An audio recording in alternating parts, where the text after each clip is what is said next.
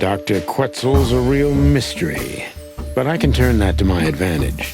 I just need to focus on the strangest pieces of the puzzle. So when did Albert become a resident of your institute? Albert and Hobart, or Ibn as you call him, arrived here almost exactly 4 years ago. Could you describe that day more specifically? It was not long after New Year's Eve, maybe the first week of the year, if I'm not mistaken. It was sleeting that day. Wind was banging incessantly on the windows. The power was going out for short periods of time. What was your first impression of them? I already knew the Wessler name. I knew who they were. Or at least I knew one of them, Hobart Wessler. He was famous. Gangster, moneylender, celebrity, lover. And Albert? He was new to me, an invisible gray ghost. The family had tried to keep his existence a secret. Why? Because they were ashamed of him, of course, Mr. Featherland. That's how it usually is. What was your first impression of him? He was silent, but observed everything that surrounded him. His eyes were constantly moving, never stopped for a second. Was he afraid? I wouldn't say so. It seemed to me that he wanted to move into our institution voluntarily. It looked as if he couldn't wait to be here, alone, locked up in silence and darkness. Didn't you think of that as unusual? Of course I did, but who am I to judge? It was rather special treatment. What kind of special treatment did Albert get? You know, if an institution like ours has to accept a Wessler as a guest, there's bound to be some favoritism. And complete secrecy, I guess. Yes, but that's the case for all our patients, Mr. Featherland. Of course. So in what way did he receive more than the others? Basically, we don't admit anyone into our institution without a complete and thorough prior assessment. In the case of Albert, we put that aside. So you didn't even know if he had anything wrong with him? Initially, no. He was more of a guest than a patient.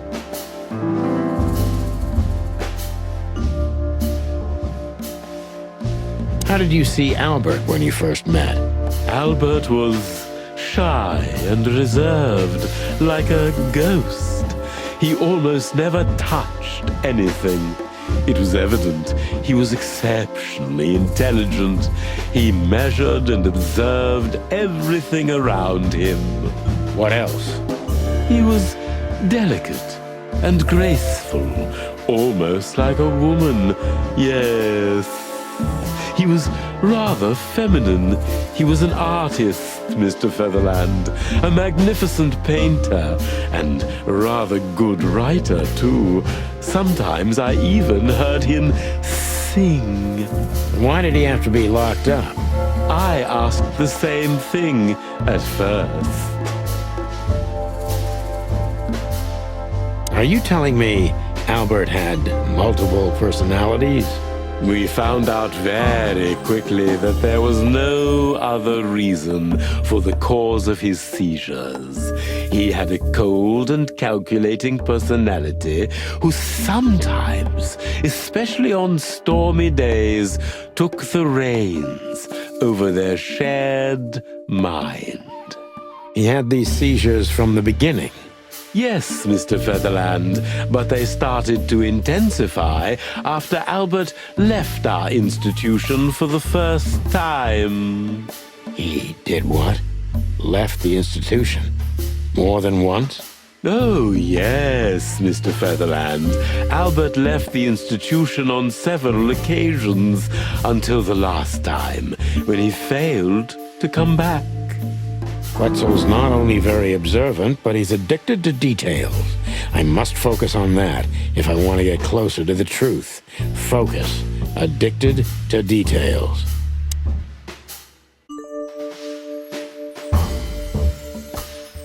When and why did Albert leave the institution for the first time? It was about 2 years ago. Mr. Hobart Wessler appeared and demanded we let his brother go free. Naturally, we obliged. We had no idea if we'd ever see him again. But you did. He returned the same day. Albert was ecstatic. He was unrestrained. I could almost say happy. That was unusual for him? I had never seen him like that before, Mr. Featherland. He just smiled and stared at the empty wall for hours. Did he ever tell you what happened to him outside? Of course he did.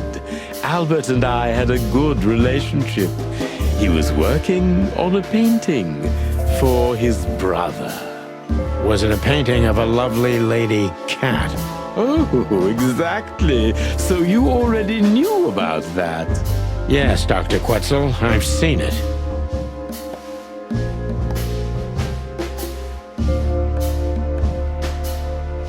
Did Albert tell you how he felt about the painting?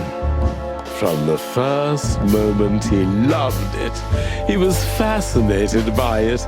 But who could blame him? A little diversity, fresh air, a beautiful lady, and of course, on top of all that, he could finally do what he loved best: paint. Which could be a surprisingly effective therapy. It could have been. Unfortunately, these excursions have greatly intensified his seizures. They have become more frequent and extreme. So Albert left on many occasions to continue working on the painting. Exactly, Mr. Featherland. Every time he came back, he was like a different person.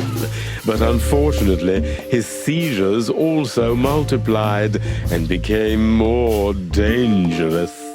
More dangerous? Albert was hurting himself. And on one occasion, he even tried to hurt me. It was unprecedented. It seemed his confined personality was taking over their shared mind entirely, piece by piece. Do you think the painting caused it? Not the painting, Mr. Featherland. But its subject. Exactly. He was obsessed. Right until that fateful day when he returned to us for the last time. What exactly happened that day, Doctor? It wasn't Hobart who brought his brother back that day, but two of his gorillas. Not literally, I mean. And Albert was in a terrible, terrible state. What happened to him? I don't like to talk about that, Mr. Featherland. It could be vital to the case, Dr. Quetzal. Don't back down. Oh, you're right. There's no use turning back now. So, Albert's tongue was torn out, or cut off, I don't know exactly, and he was blinded in one eye, or rather, one of his eyes was missing entirely. So you're saying Albert was brought back horribly mutilated? Yes. And they didn't give any explanation as to what had happened. They simply told me it was some kind of accident. Dr. Quetzal is cold and professional, but he's also very confused.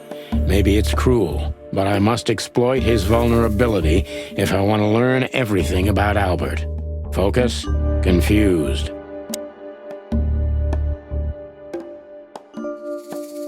Maybe it's not easy for you to talk about it, but did you examine his wounds thoroughly?